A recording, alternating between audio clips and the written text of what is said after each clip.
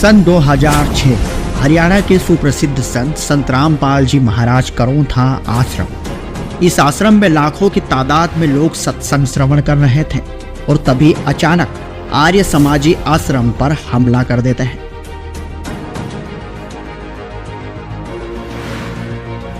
दरअसल संत रामपाल जी महाराज ने महर्षि दयानंद सरस्वती की पुस्तक सत्यार्थ प्रकाश में लिखी असामाजिक बातों को और वेदों के घुमा फिराकर अनुवाद करने का पूरा खुलासा अपने सत्संगों में किया था।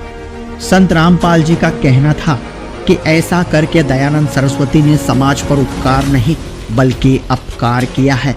और संत रामपाल जी महाराज ने जब ये सच सबके सामने रखा तो आर्य समाजियों ने बौखला कर करोंथा कांड करवा दिया और संत जी पर झूठे मुकदमे लगाकर उन्हें जेल में डाल दिया।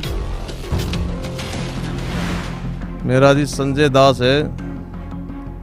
मैं फर्स्ट ओलंपियन पहलवान लीलाराम जी का लड़का हूँ।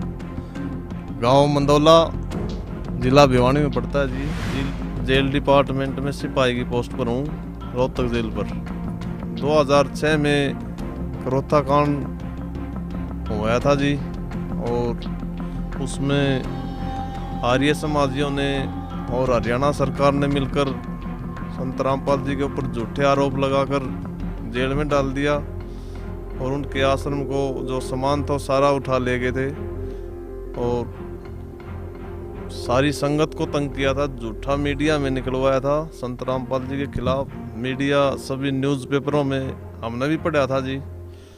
और अच्छे से अच्छा व्यक्ति भी अगर उस अखबार को पढ़ ले तो उसके भी मन में ये आएगा भी अगर ऐसा है तो वहाँ संत रामपाल जी को गोली क्यों ना मार दी जाए। संत रामपाल जी को निर्दोष बताने वाले इस व्यक्ति का नाम संजय दास है और जिस समय संत रामपाल जी महाराज को जेल में डाल दिया गया था उस समय ये नौजवान भी हरियाणा की रोहतक जेल में सिपाही की पोस्ट पर था।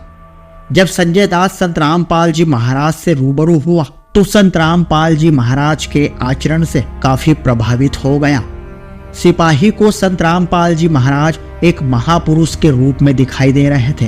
अन्य नकली पंथों की तरह संत रामपाल जी महाराज का उद्देश्य भीड़ इकट्ठी करना नहीं है बल्कि वो हर उस व्यक्ति को पहले ज्ञान समझने का निर्देश करते हैं जो उनसे नाम दीक्षा लेना चाहते हैं। और कुछ इसी तरह से जब जेल सिपाही संजय दास ने संत रामपाल जी महाराज के ज्ञान को समझा तो संत रामपाल जी महाराज जी से जेल के भीतर ही नाम दीक्षा भी ले ली। तो वहाँ पे मेरी ड्यूटी लगाई गई तो जाते ही मैंने संत रामपाल जी को नमस्कार बोला, सच्चाई बोला। तो संत रामपाल जी ने कहा भी आप मेरे को गुरु क्यों कहते हो? मखा जी टीचर को भी गुरु कहते हैं, आप तो संत हो। बोला भाई ऐसे मेरे को गुरु मत कहो, आप हमारा ज्ञान समझो पहले। तो मेरे दिमाग में ये आए भी अगर ऐसे कहते तो एकदम मेरे शरीर के अंदर एकदम सन्नाटा सा आ गया जी। जेल में भी ऐसे कहते हैं तो मखा भाई बहुत महापुरुष व्यक्ति हैं तो मैंने कहा जी मैंने तो जो कह दिया ना गुरु, तो मेरे लिए तो आज से आप गुरु हो। तो गुरु जी फिर मैंने कहा माँ गुरु जी मेरा भाई गुरु मत कहा अगर मेरे को। मका जी आपके खिलाफ तो बहुत ज़्यादा अफवाह हैं और आपके तो बहुत अच्छे विचार लगे मेरे को। तो गुरुजी ने कहा भी पहले ज्ञान समझ हमारा। मका जी ऐसा लग रहा है मेरे को तो जैसे आर्य समाजी या पुलिस डिपार्टमेंट आपको इनकाउंटर ना कर दे, आपको गोली ना मार दे। तो उन्होंने बहुत ठोसता से कहा मेरे को ये परमात्मा का शीश है, अगर ऐसा हो जाता है तो मैं सफल मानूंगा अपने शीश को। परमात्मा के लिए शीश तो बहुत ही सौभाग्य व्यक्ति देता है। तो मेरे आंसू आ गए जी परमात्मा के संत रामपाल जी का विचार सुन के। अभी इतने तगड़े विचार हैं और इस महापुरुष के खिलाफ इतने आरोप लगाए गए हैं, ये इनको परमात्मा उल्टा लटका कर 7 पीढ़ी इनको नरक में डालेगा। फिर संत रामपाल जी बोले भाई आप मेरा पहले ज्ञान समझो। मैंने संत रामपाल जी की 1 महीना सीडी देखी जी। 3-4 दिन तो मेरे को ऐसा लगा भी ज्ञान मेरे समझ में नहीं आएगा ये, क्योंकि सभी संतों से अलग ज्ञान है।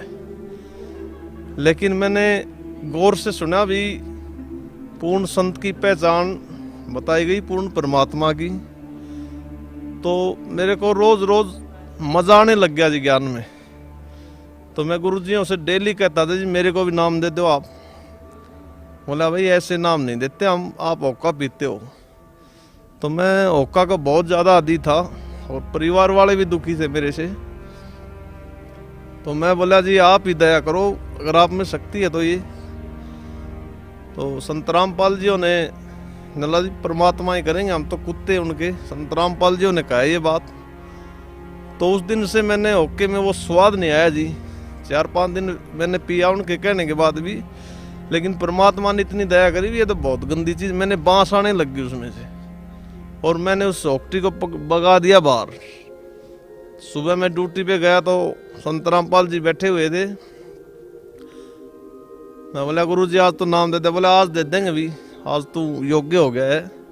तो उन्होंने 2/9/2007 में को सुबह 6:30 बजे उन्होंने मेरे को बहुत दया करी, परमात्मा ने मेरे को नाम दे दिया। तो बोला ये नियम आपने हमेशा फॉलो करने। मैं कहा जी आप नहीं करवाने, हम तो कुत्ते हैं आपके। तो मैंने रोज़ टीवी पे देखता था और सीडी लिया है मैं उनके भक्तों से। तो क्या ज्ञान है जी, शास्त्रों के अकॉर्डिंग ज्ञान बता रखा है परमात्मा ने। इसके बाद परमात्मा के प्रति संजय दास की दृढ़ता और विश्वास की परीक्षा शुरू होती है, जिसमें संजय खरा उतरता है। लेकिन परमात्मा के प्रति संजय दास का ऐसा समर्पण, ऐसी दृढ़ता और ऐसा अटल विश्वास देखकर परमात्मा ने संजय दास के साथ कुछ अनूठे चमत्कार भी किए जो आपको हैरान कर देंगे। फिर जेल अफसरों ने पता लग गया भी ये बहुत ईमानदार सिपाही था, ये भी इनका शिष्य बन गया। तो परमात्मा संत रामपाल जी का सिर पे पंजा रहा है मेरे। तो एक दिन मेरी शाम को ड्यूटी थी जी 6 से 10। तो 7 बजे जेल में गिनती बंद कर देते हैं, 7 साढ़े 7 बजे। तो मैंने बोला भाई माँ गुरु जी को दंडोत प्रणाम करते हैं। तो मैंने बोला जय वो बंदी छोड़ की। मैं संत रामपाल जी से 50 फुट की दूरी पे था लगभग, बीच में दीवार थी। मैंने जय वो बंदी छोड़ के नारे लगाए। तो वहाँ पर संत रामपाल जी के पास बच्चे रहते थे, बच्चा वार्ड है, किशोर वार्ड। उन्होंने भी नारे लगाने शुरू कर दिए। भी एक पुलिस का हवलदार नारे लगा रहा है, तो उन्होंने भी बहुत जोश के साथ नारे लगाए, पूरी जेल में गूंज रहा था। 10 मिनट के बाद जेल के सभी अफसर, सभी कर्मचारी आ गए और उन बच्चों को बहुत ज़्यादा पीटा उन्होंने। सभी बच्चों को जूत मारे, उनके लठ मारे, छोटे छोटे बच्चों के। फिर वो मेरे पास आए जी ड्यूटी के ऊपर। मेरे से बोले तूने जेल को खतरे में डाल दिया, तू एक बंदी का शिष्य बन गया है और खुद दारू पी रहे जी। वो सारे बंदियों का खाते हैं, वो हमारे को चोर कहते हैं। बहुत शर्म की बात हमारे को। फिर मैंने कहा जी आप आराम से बात करो मेरे से। बोला तेरे को। फिर उस डीएसपी साहब ने एसपी से बात करी फ़ोन पर मेरे आगे ही। तो एसपी साहब ने कहा इसको फौरन बाहर निकाल दो जेल से, जैसे उसके दादा ने बनवाई है ये जेल। एक परमात्मा के लिए हमने और भी देखे हैं, वर्दी के अंदर सभी परमात्मा को ऐसे झुकते हैं, तो एक सिपाही नहीं झुक सकता क्या? तो उन्होंने जेल से मेरी ड्यूटी से निकाल दिया मेरे को। 2-3 दिन के बाद उसने डीजी से बात करी, एसपी साहब ने, भैया ऐसे ऐसे करता है। तो हमारे को तुरंत प्रभाव से बदली कर दी हमारी सोनीपत, और मेरे को 4 सीट दे दी उस बात पर। तो उसमें लिख रखा था भी क्यों ना इसको डिसमिस किया जाए। 2 डीएसपी गवाह थे जी उसके अंदर। तो अम्बाला मेरी पेशी थी। तो वहाँ पर एसपी चौहान जी थे, सुरेंद्र सिंह चौहान जी। मेरा 8वां नंबर था पेशी के अंदर। लेकिन परमात्मा कहते हैं जो सताएगा मेरे हंस को उसका खो दूं वंश। ये परमात्मा की जो वाणी थी मेरे दिल के आत्मा के ऊपर रमी हुई थी।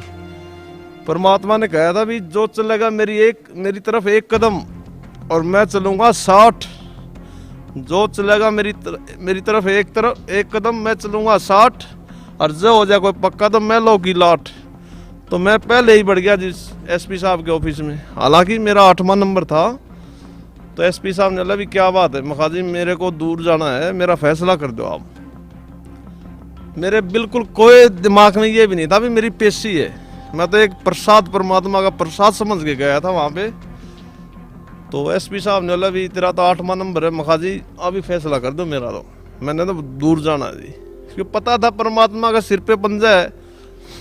तो एसपी ने मेरी फाइल निकाली जी, तो बोला भाई तेने तो तू तो बंदी रामपाल जी का शिष्य है और तेरी तो गवाही दे रखी है ठोक के, तेरे को तो डिसमिस करने का आदेश सिफारिश की गई है। तो मैं उनकी बात सुनता रहा जी।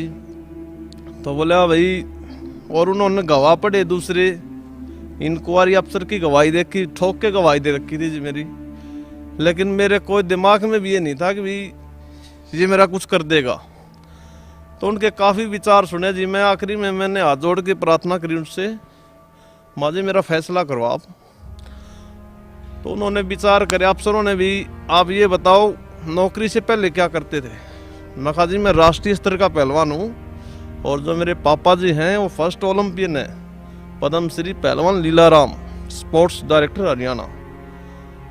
तो बोले भाई, एक तरफ तो उन्होंने प्रश्न किया मेरे से, भाई एक तरफ तो आपकी पहलवानी हो और एक तरफ आपकी नौकरी हो और एक तरफ आपका गुरुजी हो, तो आप एक चीज मांगो हमारे से।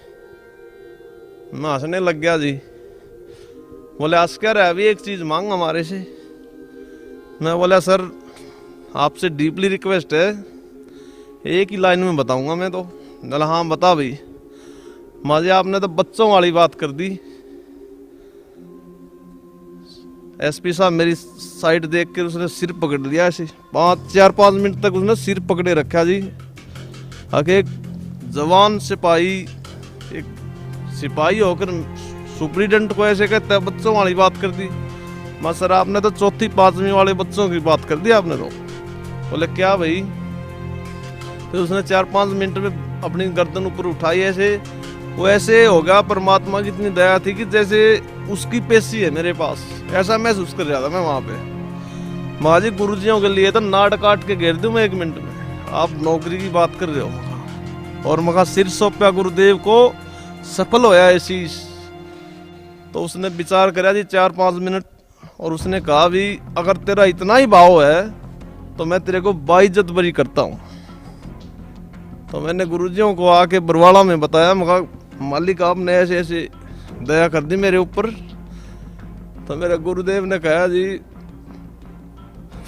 मैं क्या बताऊं उनकी महिमा को।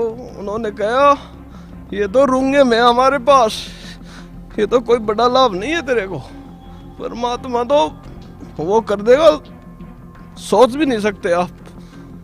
मैं गुरुजियों को बताया, क्या बताऊं मैं उनकी महिमा बता नहीं सकता, वो खुद परमात्मा आए हुए हैं वो। मैं उनकी क्या बाणी बताऊं, मैं उनकी क्या समर्था बताऊं, मैं इतना कुत्ता हूं। तो गुरुजी ने बोले बच्चे बेटे ये तो रूंगों में करया परमात्मा ने, और तुमने तो अपनी नौकरी घेर दी थी, ये तो परमात्मा ने आपको देनी पड़ी। तो घर बताया मैंने, घर वाले भी इतने खुश हो गए, उनकी भी श्रद्धा बढ़ गई परमात्मा में। फिर एक बार जी मेरे को पथरी होगी, 4 mm की पथरी थी, और शाम को मैं गुरुजियों के पास गया, बहुत ज्यादा दर्द था मेरे। तो गुरुजी बैठे हुए थे ऐसे, तो मैंने गुरुजियों से प्रार्थना करी ऐसे दंडवत प्रणाम करके। इतनी दया कर रखी थी, हम जी वर्दी में भी दंडवत प्रणाम करवाया करते परमात्मा। जीव के बस की बात नहीं है जी, ये तो स्पेशल परमात्मा ने मेरे को कहा भी आप भक्तों के लिए मैंने अपना झोपड़ा भी फूंक दिया। मैं तो अपना झोपड़ा फेर कर लूंगा तैयार, लेकिन आपको इस नरक से निकालने वाला नहीं था कोई भी। वो शब्द मेरे आज भी मालिक की आत्मा के ऊपर रखा हुआ है जी। तो फिर परमात्मा ने कहा भी, मैंने गुरुजी से प्रार्थना करी, गुरुजी मेरे पथरी है जी 4 mm की और बहुत ज्यादा दर्द है। गुरुजी परमात्मा कहते साधु बोले सहज स्वभाव और जो चाहे सो कर दे। बोला भाई परमात्मा दया करेंगे, सुबह जल्दी निकल जाएगी। तो मेरी रात को 2 से 6 ड्यूटी थी। सुबह मेरे जुलाब लगी, उसके अंदर परमात्मा ने इतनी दया करी, बाहर निकल गई। और मैंने 2 दिन के बाद फिर टेस्ट करवाया मैंने एक्सरा में, बिल्कुल नील रिपोर्ट आई। डॉक्टर ने बोला भाई है नहीं तेरे तो। मखा जी मेरे तो 4.5 mm की है। डॉक्टर ने भी सिर पकड़ लिया जी, बोले तो परमात्मा का खेल है भाई, इंसान के बस की बात नहीं है। तो ऐसे ऐसे चमत्कार परमात्मा ने करते रोंगों में। बताओ जी उनकी क्या महिमा गाए हम परमात्मा की, हमारे पास शब्द नहीं है उनके लिए। संत रामपाल जी महाराज का ज्ञान समझने के बाद संजय दास को ये तो समझ आ चुका था कि दुनिया में भक्ति के नाम पर चारों तरफ पाखंड ही पाखंड है। संत रामपाल जी महाराज द्वारा दी गई सतभक्ति के अलावा दुनिया में किसी भी गुरु के पास शास्त्र अनुकूल साधना नहीं है।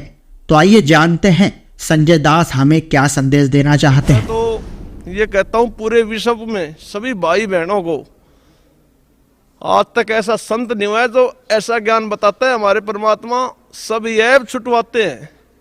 और एक दिन ये मैं हाथ जोड़ के प्रार्थना करता हूँ, पूरा विश्व स्वीकार करेगा इस ज्ञान को। मैं सच्चाई बता रहा हूँ आपको। और ये जो संत हैं, ये हमारे ज्ञान में एक भी शब्द गलत बता दो, हम उनको संत मान लेंगे। ज्ञान है ही नहीं उनके पास, झूठे हैं, सब झूठी दुकान करे हुए हैं, बिजनेस बना रखा है। जो वीआईपी लोग हैं उनको तो आगे बिठाते हैं। और हमारे गुरुजी संत रामपाल जी महाराज जी के यहाँ डीसी भी, एसपी भी सभी लाइन में आते हैं। तो संत कहते हैं भाई सब इक्वल है हमारे यहाँ। तो संत तो पूरी विश्व के अंदर पूर्ण संत, पूर्ण परमात्मा सतगुरु रामपाल जी महाराज जी हैं जी। इनका आप सभी से प्रार्थना, इनका ज्ञान सुनो। सीडी पे आज तो बहुत दया कर रखी है परमात्मा ने, और किताबें घर घर में जा रही हैं। SMS करो हमारे फ़ोनों पे, आपको घर बैठे किताब देंगे हमारे गुरुजी। और सभी से प्रार्थना है भाई, हमारा तो सारा परिवार के ऊपर दया कर रखी परमात्मा ने।